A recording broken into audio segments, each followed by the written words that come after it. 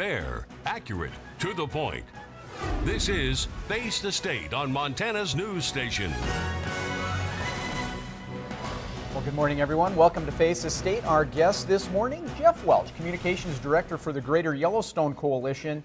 Yeah, for the next half hour, we're going to be talking about something that you wouldn't automatically link with the Greater Yellowstone Coalition, namely bicycles. Cycle Greater Yellowstone, a big event that was really the brainchild of yours here some 3 years ago. Let's talk about Cycle Greater Yellowstone. Where did this idea come from, Jeff? Well, Chet, 3 years ago, I was invited to ride in Cycle, Oregon, which is very much a part of that state's fabric. More than 2,000 people get together and do that every year. And the year I happened to do it, we were in the northeast corner, centered on Pendleton, very cowboy town, and very much socially and culturally and even landscape-wise like this part of the world. And when I was finished after a week of pedaling up there, I was struck by the energy, I was struck by what it meant to the communities, but more than anything else, I was struck by the interaction between the cyclists and the communities, the bridging of two very different cultures, if you will.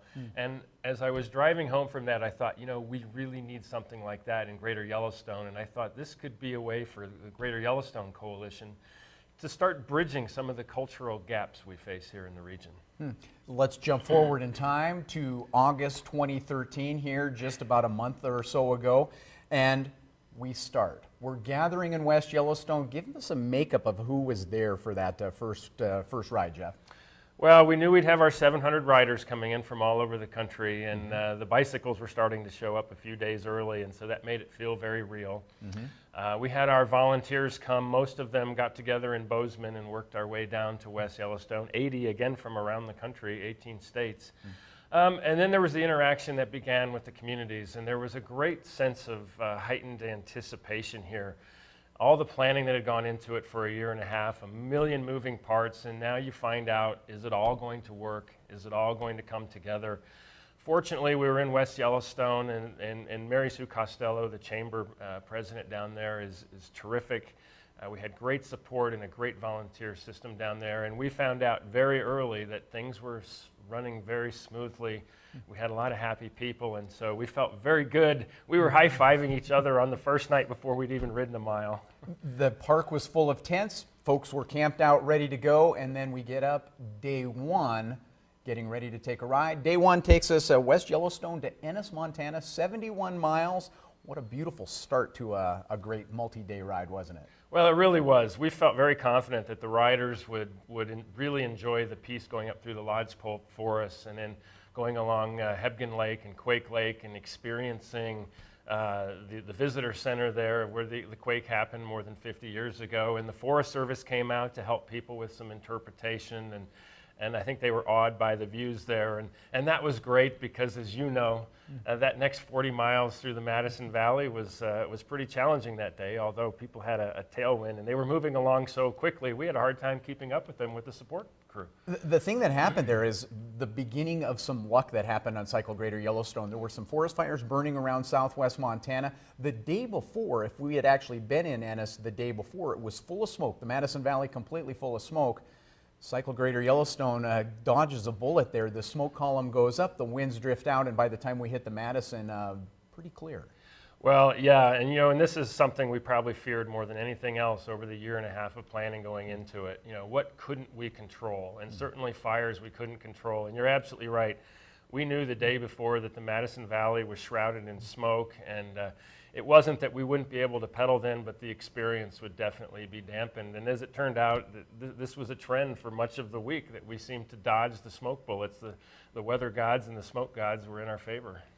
As going along with the group, I mean, I was writing, so I missed some of this, but did you get a chance to see some of those bonds starting to form? Because there were groups of people starting to ride together already. You were seeing the columns starting to form and things. That was really starting on that day one West Yellowstone to Ennis, wasn't it? It really did, and in fact, interestingly, you know, you saw that even in West Yellowstone before anybody rode a mile. I met some people at breakfast who seemed like best friends, and yet they had just met each other that day or the day before. And that's the kind of thing that's fostered on an event like this. And you do. People start riding together, people of equal skills and equal strengths, and they're able to pull each other along and get to know each other. And that's really one of the great great benefits and thrills of an event like this. Somebody that became very important to us throughout the week of Cycle Greater Yellowstone, Yellowstone Kellys. Hugely important. That starts to show up. Those are the folks that provided us with amazing meals, both in the morning and both in the evenings as well. That kind of work, to get that kind of work with the shower buildings, not only the food concessions and all of that, what an undertaking that was.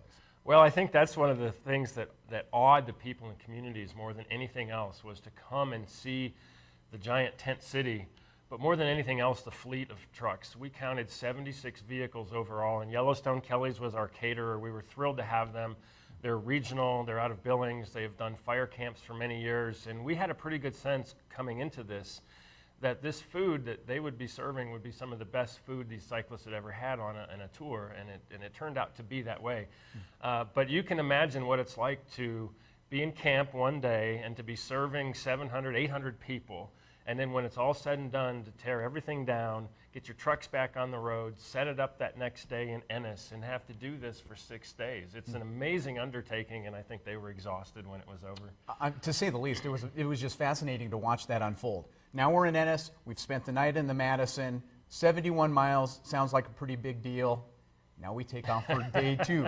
You purposely included a century for those folks who don't ride bikes. A century is at least a 100-mile ride, obviously. You wanted to include that because you wanted to appeal to some of the more hardcore bikers.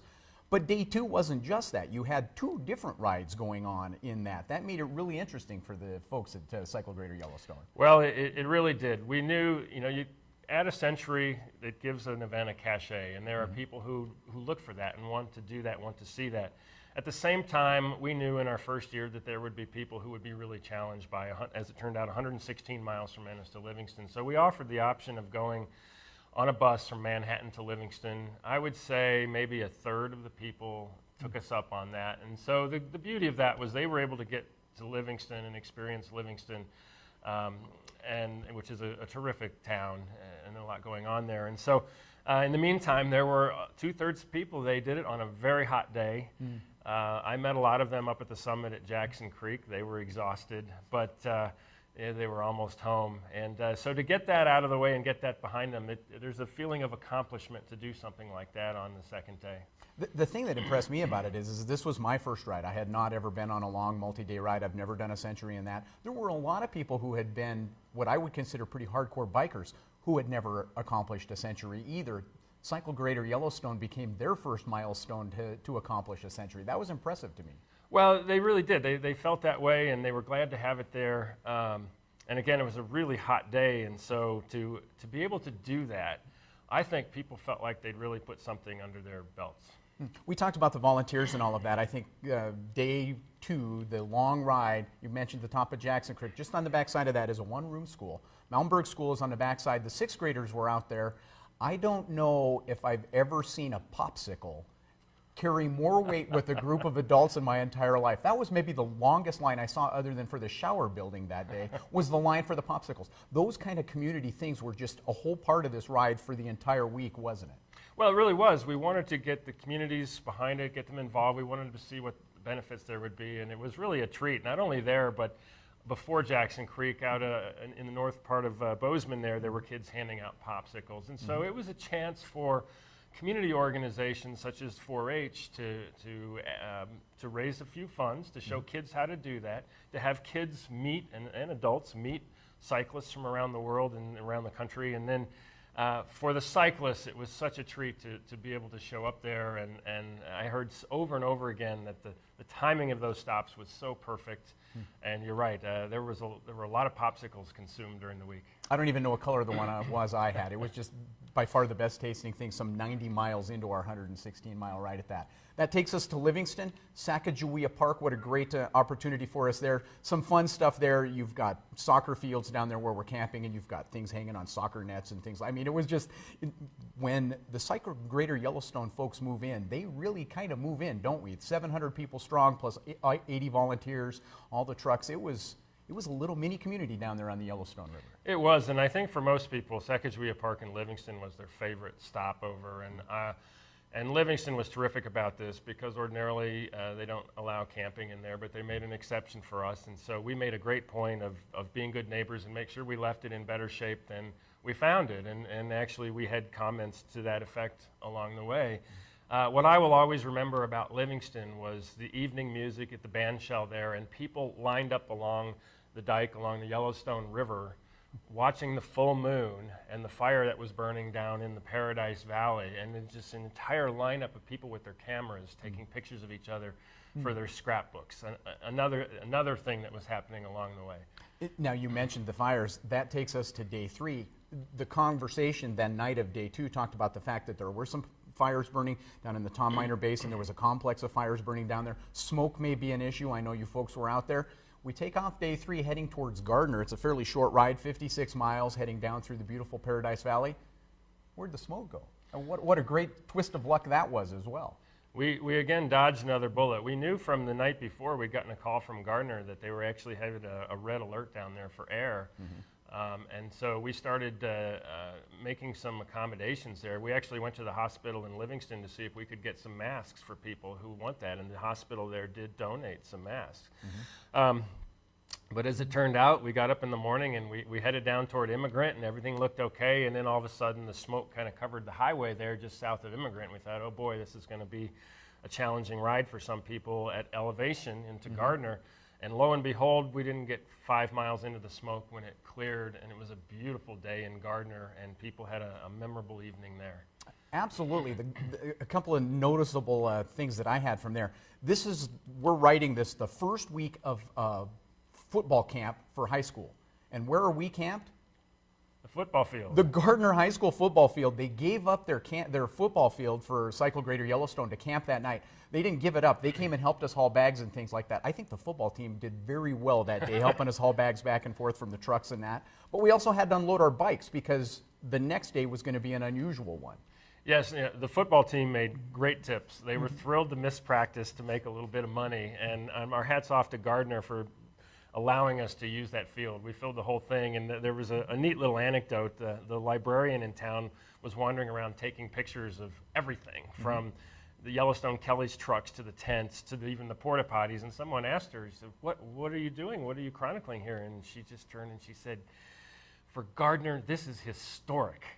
And so something for their annals. But yes, the next day we needed to get all the bikes packed up and shipped over to basically Cook City, because we weren't going to be pedaling through the park. There were too many safety issues, and again, we want to be good neighbors with the park. And so yeah, as soon as people arrived in Gardner, they took their bikes over to the trucks. They were loaded up, and they would see them again the next day. And in the meantime, what a beautiful night in Gardner, again with a smoke column in the background over the hills. But I think what people there will remember is a couple things. One is watching the music on stage there in Arch Park, and a silhouette of a bull elk on the hillside behind at sundown. And then that night, people were really struck by a family of elk coming into the campground itself and licking the water off the sprinklers. This was something that a lot of people had never been here. And we're just amazed by the whole scene. Well, at Cycle Greater Yellowstone, you're giving them a chance to see the Greater Yellowstone. Day 4 takes us to Yellowstone National Park. Groups of tours in various places. It was the opportunity for Greater Yellowstone Coalition to show people the Greater Yellowstone Park part. That was an interesting tour day for us. Well, it was, and I think people found out, why they were here, and they had choices of where they wanted to go. And it was interesting to me that the people who live in the region tended to want to get on the bus that went straight over to Cook City and Silvergate, so they could pedal again or read a book or just explore or hike. But people who were from the East Coast or the West Coast or from overseas took the long tour through the park and went down to see the lake and the canyon area and had a wonderful time too. And then we all gathered back again. Cook City and Silvergate were too small to handle a city of 800 people, and so we ended up at a Shoshone National Forest parking or staging area just 8 miles east of Cook City, a place called Pilot Creek, really just carved out of the wilderness there. And you could not ask for better scenery.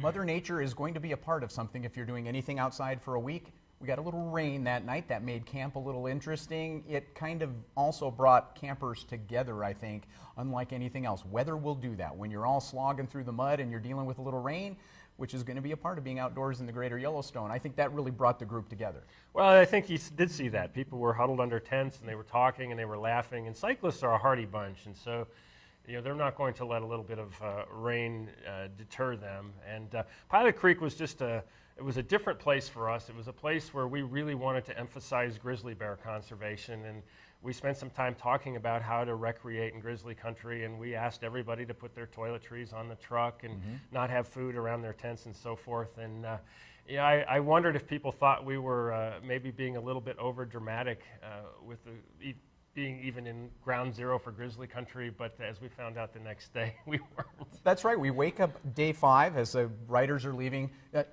Jeff, by the way, stood up at the night 4 talk and said the next day's ride is going to be his favorite ride. And I think when everybody was done, day 5 turned out to be everybody's favorite ride. Cook City to Cody, Wyoming. We're heading down through Sunlight Basin, Wyoming, and that. But a bear. There was a bear right outside of camp as folks were leaving. You couldn't have asked for better timing for Mother Nature to help you out there. Well, I think some people thought we put in a phone call or pushed a button and a gate opened and the bear wandered out by the road. But sure enough, 3 miles down the highway, we probably ended up with one of the largest, or if not the largest, bicycle grizzly jam in park history.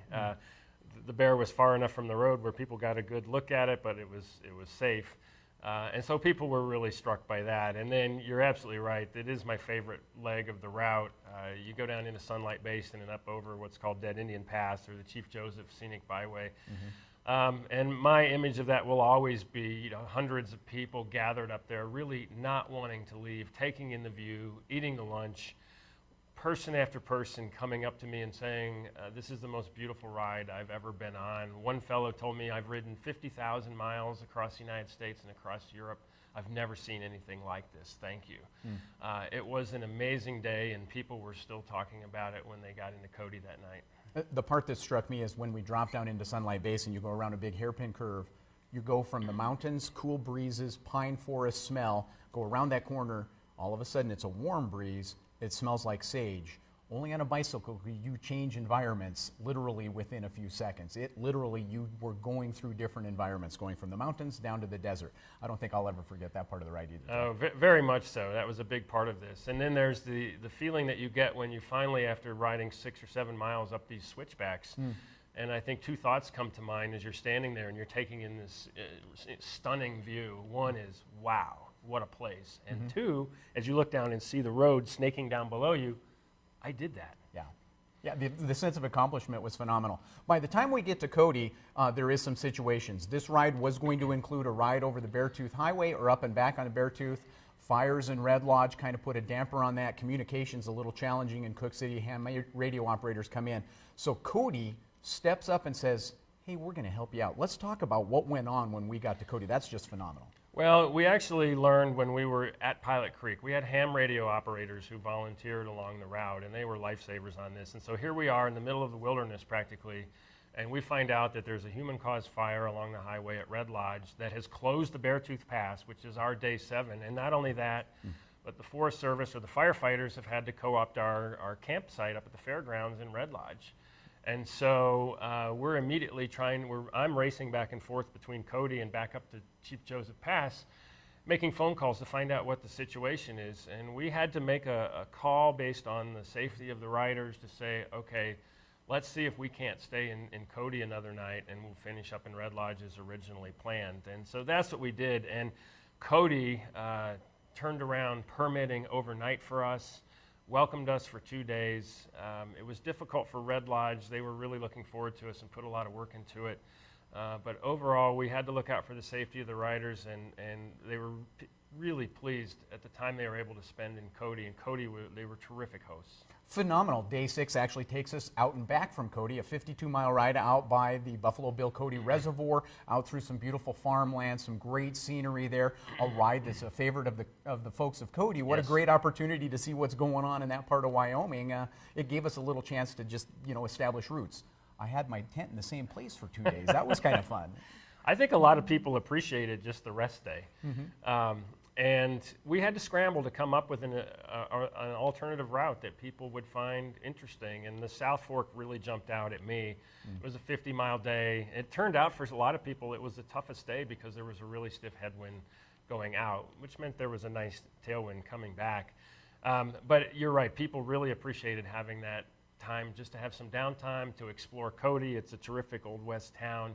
Went to the museum, saw the gunfight at the Irma, and were able to gear up for that next day going up to Red Lodge. And that takes us to day 7. That's exactly where I went. Winding around a little bit, out through Powell, back up through Belfry, get a chance to get some banana cream pie, the whole works. What a great ride that is to kind of bring us back to Red Lodge. Well, it is, and one of the important pieces of this ride was to expose people to as many components of Greater Yellowstone and the many facets that it shows. And what a lot of people think of when they picture Yellowstone is big mountains and rivers and so forth. And here we were out in the Badlands, and it showed people a part of Greater Yellowstone that is relatively unseen and unappreciated. And so, especially the ride from Powell toward Belfry, people were awed by the scene. They had the Absarokas in the background, but challenging again. Very, very hot. Not much out there. It really put the pressure on us in terms of finding the right places to stop and put rest areas.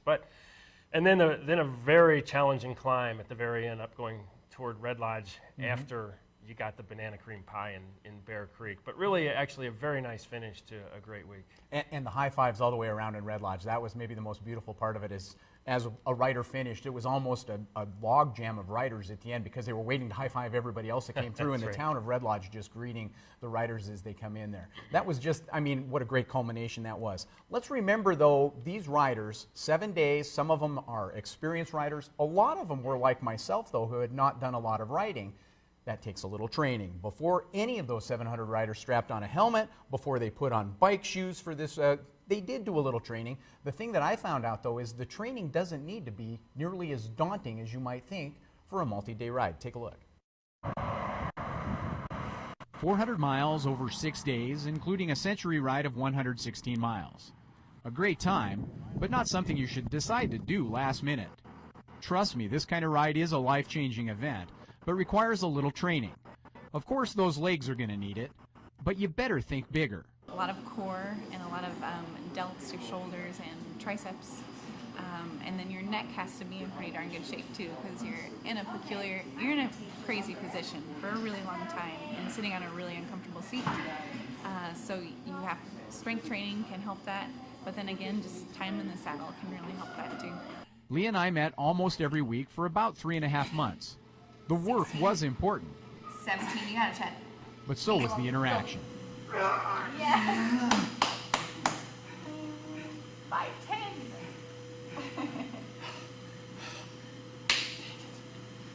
It's fun to have people in it with you. It's fun to be able to relate and to be able to speak the same language. And it's fun to be motivated. It was huge that we met once a week just to say, hey, Chet, how did it go? Maybe it wasn't an awesome week. Maybe you got one bike ride in, but that's okay. We're going to keep going instead of getting discouraged and thinking, I'm just never going to be able to do this. To have a little external push and somebody just patting you on the back can really help. Also, remember, Cycle Greater Yellowstone is not the Tour de France. Your training should not make it feel that way. This is a ride, well supported, and set up so you can stop and smell the flowers, or at least take some pictures of the amazing scenery. There's performance training, and then there's just getting it done training. And